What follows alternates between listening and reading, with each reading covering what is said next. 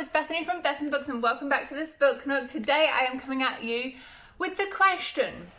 As a reader, we like to get lost in books. Well, what books do characters get lost in? So today I'm sharing 10 books which have alternate realities for the characters. So I like to clarify, I'm not going to be talking about books like fantasy books set in worlds alternate to our own. I'm going to be talking about books which have the main character's original destination world, and then within the story they go to different worlds. Oh, and I forgot to mention, all the Goodreads links will be linked below.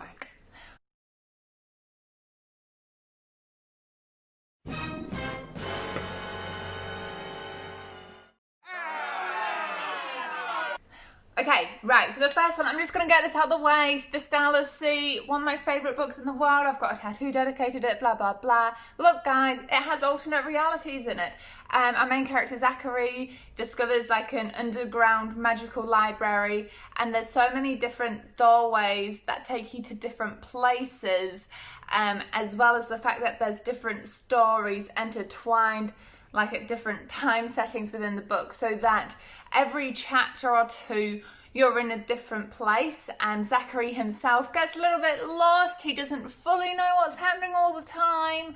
There's labyrinths, there's keys, there's swords, there's bumblebees.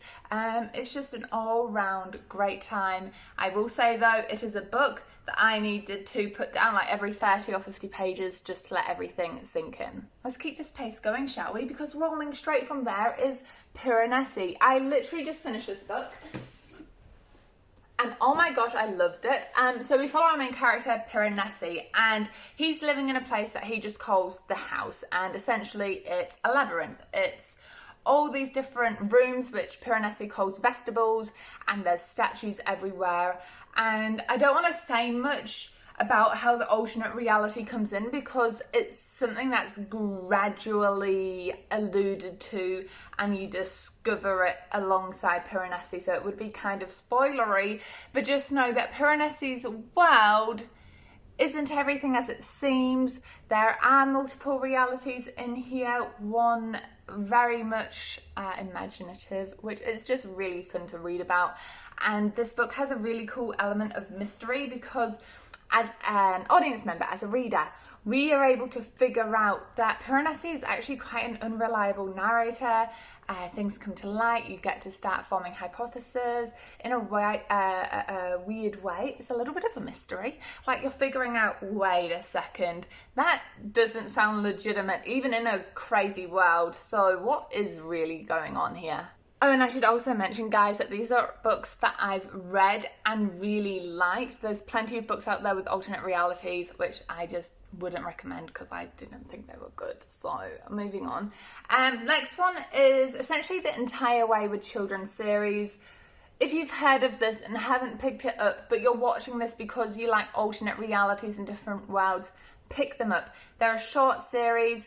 We start in book 1 of the series. Our main character arrives at this home, the home for wayward children, where all the children have experienced opening a doorway into a land that is literally like made for them. It is their equivalent of heaven in a non-death religious way. It's just like it talks to their soul and delivers what they want. And it's really, really fun. Once you start getting into the series, I think it's book 4, where within the book they visit multiple different worlds within that. It's a super colourful, imaginative series, and each book is short. I think the longest one might be 180 pages. I don't know if any of them get bigger than 200 pages, but they're really quick reads, so definitely consider checking them out. Book number 4 is A Darker Shade of Magic. Alternate Londons. There's 3 alternate Londons if memory serves. I read this a wee while ago, I feel. 2020, which is when I'm currently filming this, literally New Year's Eve. Oh, it has been a long year. But anyway, Good book, good book. The different alternate realities have different levels of magic, and our main character is able to travel through them, but he's like one of the only ones that can. And so we're following him, and we're following the consequences of taking a thing from one reality into the other reality, and it's really good pace. I will admit I haven't continued the series just for a lack of time more than anything, but it's very, very well loved. And is adult, not young adult, if that's something that interests you. The Chosen Ones is Veronica Roth's latest adult fantasy release. And the alternate reality comes in here where our main characters, there's a group of them, in the past had defeated this big evil, like literally the Chosen Ones defeated this big evil. And it's 10 years later when they are like celebrating the anniversary of the bad guy's defeat, when the character we follow, Sloane, kind of is pulled into an alternate reality where the bad guy is still at large. So it's very much parallel universe-y. It's very intricately done. Like there's a very clear parallel. It's not just here's the world, here's the world. There are so many tie-ins and so many different levels. It was really cool to read about. Also bonus points because obviously The Chosen Ones is a trope, but it's one of those books personally where I feel Roth managed to flip that trope on its head and make it new. Yeah, she made it new. Next on my list is Library of the Unwritten, and this is a book I don't think I've seen mentioned here on YouTube. If I did, it was just like a brief mention in terms of it sounded like a cool book. We have Claire. Now, Claire is Hell's Library's librarian, and she was there because for some reason in her, like, lifetime, she's dead now, in her lifetime, she did something, we're not too sure what she did, but did something to deserve being Hell's librarian for years and years and years. And essentially, her and a group of people, like kind of a Six of Crows vibe, how there's a bunch of mismatched people, a bunch of them go and search for like the devil's book, like the devil's diary that's meant to have all of this power. And throughout the book you see Claire go from hell to earth to like different god realms on this journey of finding this book. It's very much what I would describe in terms of atmosphere, how I imagine, you know, the Harry Potter library where it's like the restricted section and everything's a bit dark. Also, I should mention that the books in Claire's library come alive if they've been like ignored for too long. For example, if you read, if Twilight was there and it wasn't read or touched or the author didn't think about it enough, suddenly Edward Cullen would morph from the book. So yeah, cool little side thing going on there. Neverwhere by Neil Gaiman. Now, this is an interesting one I put on the list, but I didn't feel like I could ignore it. I have to admit I DNF'd it, but it's not because I didn't like it. It was very much a mood reader moment for me where I just wasn't ready to sit down and take it all in. Oh, there's a lot going on in that book. Richard Mayhew is our main character, and he finds himself in the London Underground. But not the London Underground with like the trains and everything. The London Underground with monsters, talking rats, crazy alternate things going on. And we follow him on this journey. And when I say there was a lot going on, I mean like my brain couldn't compute everything that was happening in the alternate London, in the alternate reality. The Magician's Nephew, book 1 in the Chronicles of Narnia series.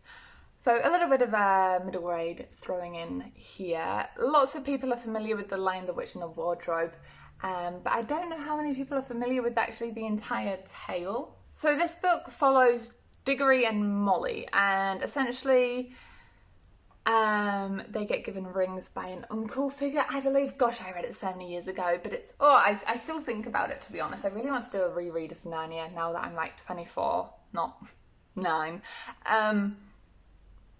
Bring your thoughts back in, Bethany.